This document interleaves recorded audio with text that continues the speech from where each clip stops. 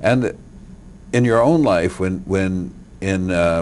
it 65, your car's bombed, your home is dynamited? I mean, this has to be a challenge. This is a challenge to your leadership. These are people saying, you know, this is serious business. We're going to do something. We can do something worse than this, if you could imagine anything worse. I mean, that's a real challenge to your leadership, and must have. Well, how did it affect you? Not, quite honestly, not very much. I wasn't deterred, and I expected from your experiences and the experiences of many other civil rights activists, I knew that there was always a danger that somebody would do something horrible. And so I didn't, that was a risk I took and decided to take and proceeded. I didn't really get that uptight about some of the activities. I did try to find out frequently who was doing what, But then 7 years later, your father's auto shop and your own law office burned down. I mean, this had to be devastating for him and for you. Well, it was devastating for him. Excuse me.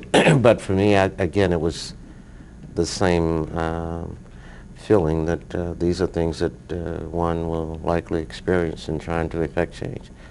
And but he's an innocent in this regard, your father. Yeah, he's innocent in the sense that he wasn't the lawyer who was doing Right. all of this, but he was the father and supporter of the effort underway. And I think he anticipated that some of these things would occur.